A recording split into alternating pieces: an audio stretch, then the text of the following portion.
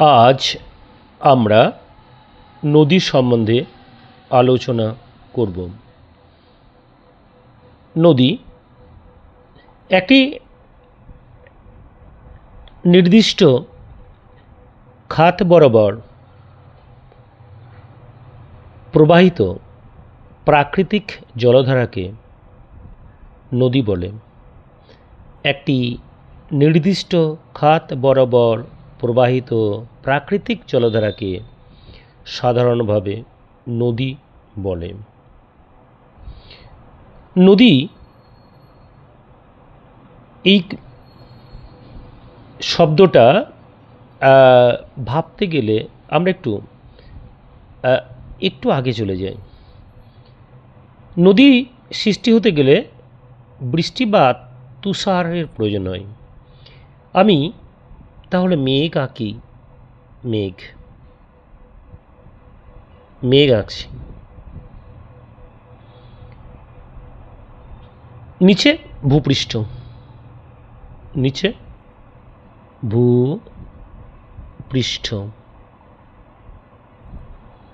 চিহ্ন ভূপৃষ্ঠের। মেঘ থেকে বৃষ্টি পড়ছে, বৃষ্টিপাত।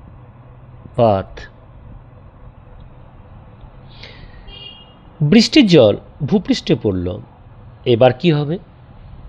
এক নাম্বার মাটিতে পড়ার পর বা ভূপৃষ্ঠে পড়ার পর জল বাষ্পীভূত হয়ে যায়, তাকে বলা হয় বাষ্পীভবন। অর্থাৎ কিছু জল বাষ্পীভূত হয়ে যায়, বাষ্পীভবন ঘটবে। এক নাম্বার। 2 নাম্বার, ভূপৃষ্ঠের নিচে চুঁইয়ে প্রবেশ করবে, ইনফিল্ট্রেশন, চুঁইয়ে প্রবেশ করবে। বৃষ্টির জল পড়ছে, টিপ টিপ টিপ। এবার ভূপৃষ্ঠের নিচে বৃষ্টির জল ঢুকবে, ড্রিপ ড্রিপ ড্রিপ। আর প্রধানত আর কি হবে? ভূমির ঢাল বরাবর গড়িয়ে যাবে, একে বলা হয় জল নিকাশ বা রান অফ।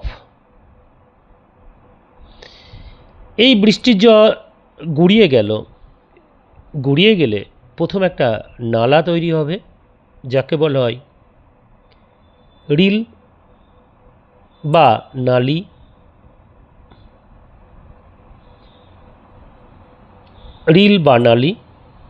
আর অনেকগুলো রিল বা নালি পরস্পর যুক্ত হয়ে অনেকগুলো রিল বা নালি পরস্পর যুক্ত হয়ে তৈরি হবে গালি বা প্রণালী।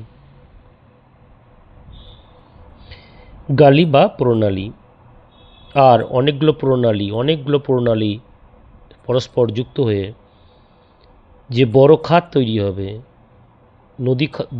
খাত তৈরি হবে, তাকে বলা হয় নদী বা রিভার।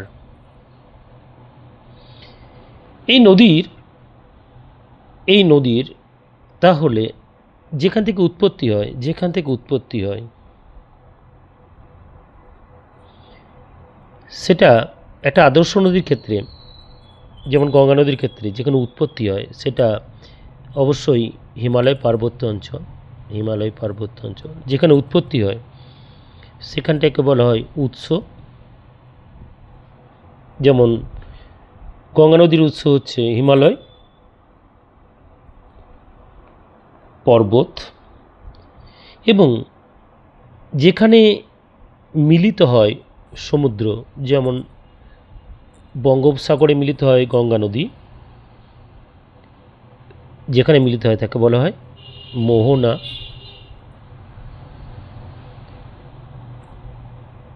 চিহ্ন দিলাম সমুদ্রে জলের, মোহনা।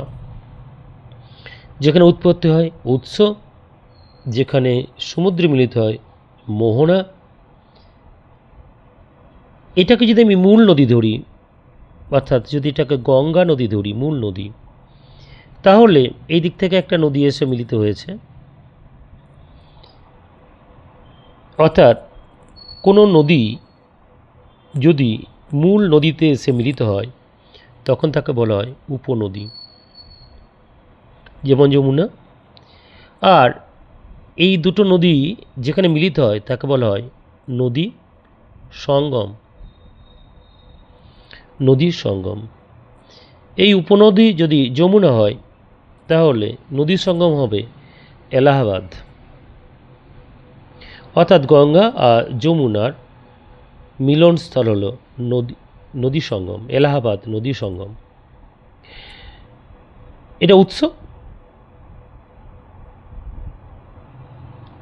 মোহনা, অর্থাৎ নদীর উৎস থেকে মোহনা, নদীর উৎস থেকে মোহনা দিকে যাওয়ার সময় আমরা যদি উৎস থেকে মোহনার দিকে হাঁটতে থাকি তাহলে ডান দিক থেকে যে নদীগুলো এসে মিলিত হচ্ছে তাকে বলা হয় ডান তীরের উপনদী, আর বাঁ দিকে যে নদীগুলো মিলিত হবে তাকে বলা হয় বাম তীরের উপনদী। বাম তীরের উপনদী, ডান তীরের উপনদী, গণ্ড, কোশি, ঘরগড়া এগুলো হচ্ছে বাম তীরের উপনদী গঙ্গা, এই যে বাম তীরের উপনদী বাম দিকে। আর যমুনা হচ্ছে ডান তীরের উপনদী, সোন ডান তীরের উপনদী। উপনদীর উপনদী যদি হয়, উপনদীর উপনদী তাকে বলা হয় প্র উপনদী, প্র উপনদী, প্র উপনদী।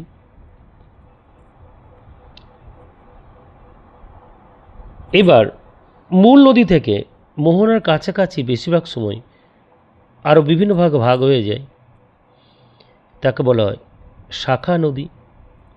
অর্থাৎ মূল নদী থেকে কোনো নদী যদি বেরিয়ে যায়,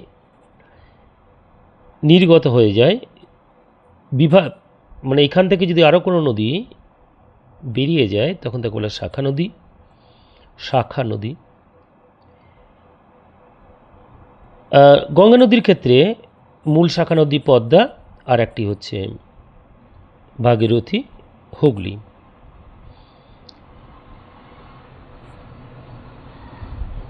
এখানে যদি দেখানো হয় এই যে বৃষ্টির জল এইভাবে পড়ছে, কোথায় ভূপৃষ্ঠে, আর ভূমির ঢালটা এইদিকে আছে।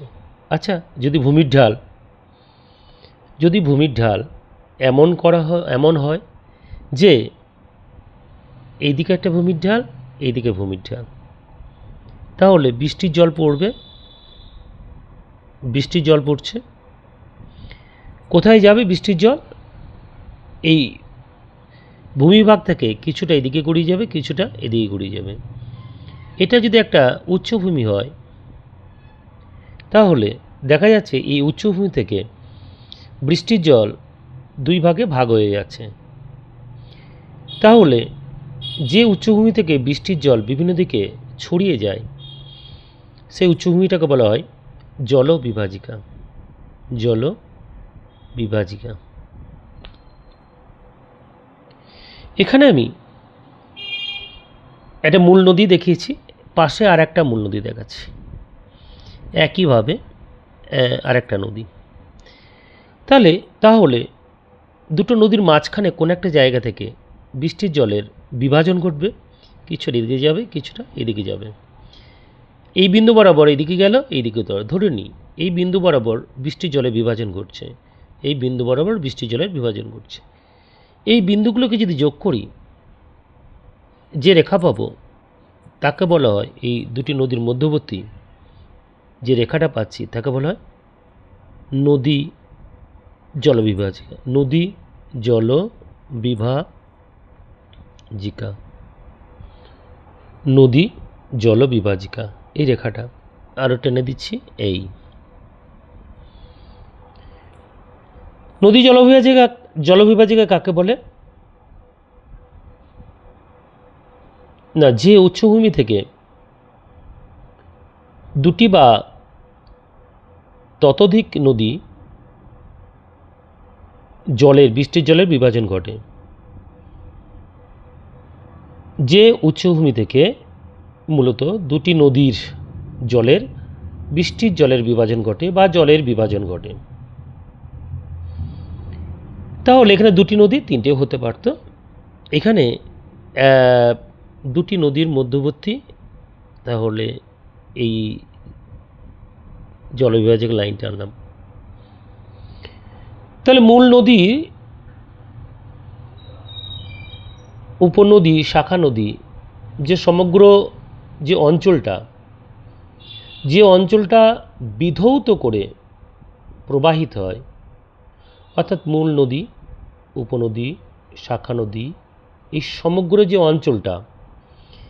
যে অঞ্চলটা বিধৌত করে উপনদী, মূল নদী, শাখা নদী প্রবাহিত হয়, সেই সমগ্র অঞ্চলটাকে বলা হয় নদী অববাহিকা। এই পুরোটাকে বলা হয় নদী অববাহিকা। নদী অববাহিকা। তাহলে মূল নদীর অববাহিকা এখানেও লেখা যেতে পারে, এইখানে বড় বড় করে নদী অববাহিকা। তাহলে ধরি এটা গঙ্গা নদীর অববাহিকা।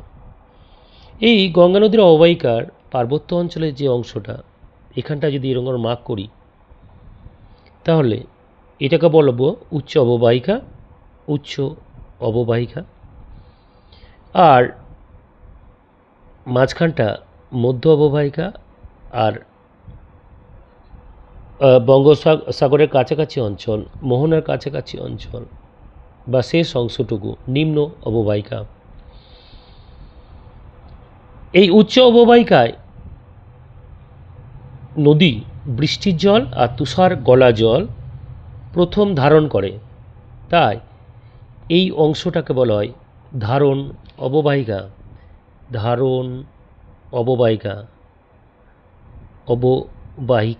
মূলত উচ্চ অববাহিকাটাকেই ধারণ অববাহিকা বলা হয়। এই উচ্চ অববাহিকায়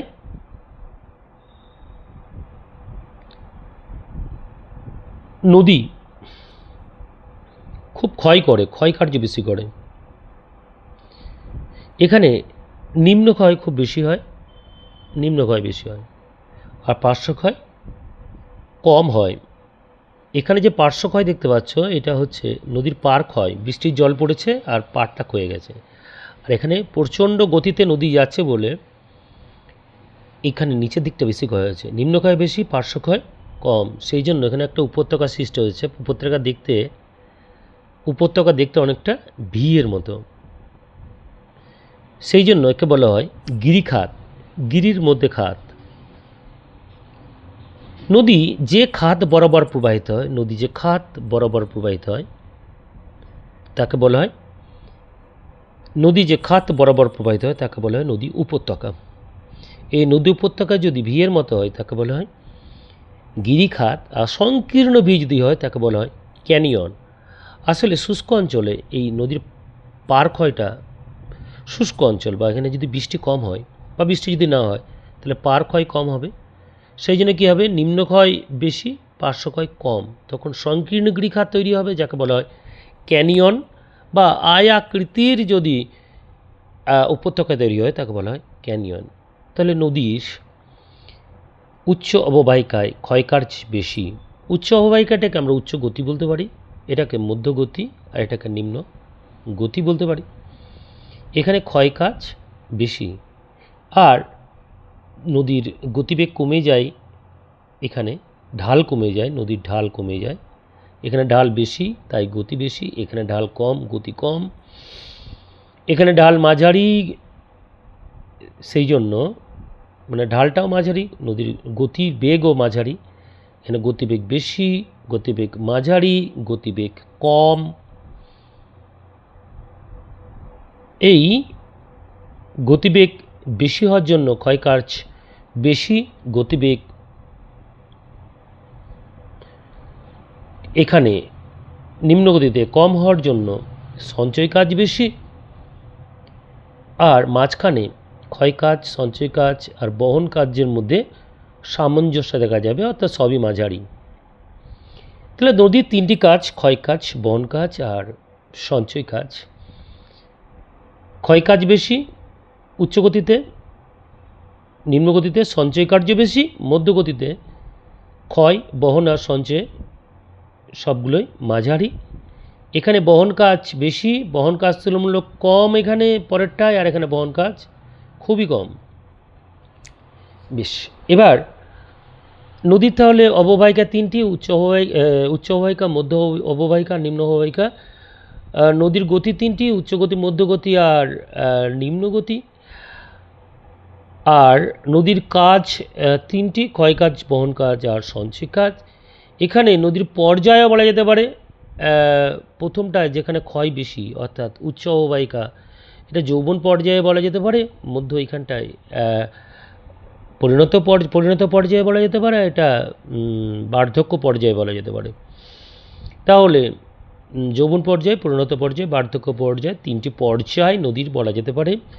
অ্যাকচুয়ালি ভূমিরূপের তিনটি পর্যায়, ভূমিরূপের যৌবন পর্যায়, পরিণত পর্যায়, বার্ধক্য পর্যায়, অর্থাৎ ক্ষয়চক্রের ক্ষয় হয় তিনভাবে। ক্ষয়চক্রের হিসাবে এখানেও আমরা এটাকে তুলনা করতে পারি। এবার চলে আসি, এই যে উচ্চ অববাহিকা বা উচ্চগতি, এখানে যেহেতু ক্ষয়কাজ বেশি, তাহলে ক্ষয়জাত ভূমিরূপ তৈরি হয়। কী কী? গিরিখাত, ক্যানিয়ন, জলপ্রপাত, মন্থকূপ, ইন্টারলকিং স্পার বা শৃঙ্খলিত শৈলশিরা। মধ্যগতিতে যখনই পর্বত থেকে নিচে নেমে আসবে তখন প্লাবনভূমি, যখনই নিচে নেমে আসবে পার্বত্য অঞ্চল থেকে, তখন পর্বতের পাদদেশে পলল শঙ্কু বা পলল পাখা। আর যত নিচের দিকে আসবে নদী এঁকে বেঁকে প্রবাহিত হবে, অর্থাৎ মিয়েন্ডার। এই মধ্য অববাহিকা থেকে নিম্ন অববাহিকার মধ্যে অশ্বক্রাকৃতি হ্রদ। আর একবারে মোহনার কাছে এলে সঞ্চয় কার্যের ফলে উল্লেখযোগ্য ভূমিরূপ বদ্বীপ, এরকম বিভিন্ন ভূমিরূপ তৈরি করে নদীর।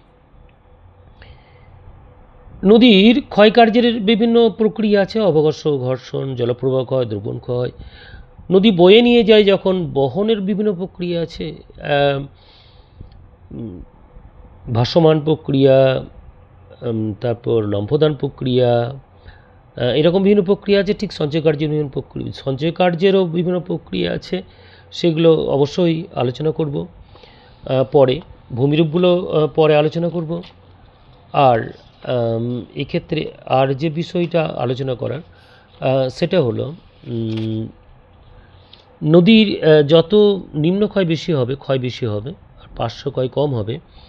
দেখো নদীর, আমি আগে একটা ভিডিও করছিলাম, তখন এগুলো আঁকছিলাম, এটা মুছে দিয়ে আবার করছিলাম। এই যে প্রথমে ভি, তারপর প্রশস্ত ভি, তা আরও প্রশস্ত, তারপর আরও প্রশস্ত হবে। অর্থাৎ নদী যত পার্বত্য অঞ্চলে থাকবে এরকম ভি আকৃতির হবে, কারণ নিম্নক্ষয় বেশি, পার্শ্বক্ষয় কম।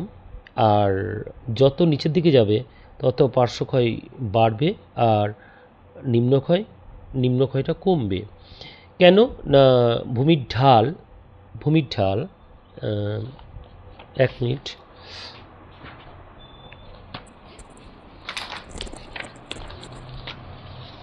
আমি যদি এখানটা এইভাবে ধরি, দেখো এটা সমুদ্রপৃষ্ঠ 0, তারপর এটা 2000 মিটার উচ্চতা, এটা 4000 মিটার উচ্চতা।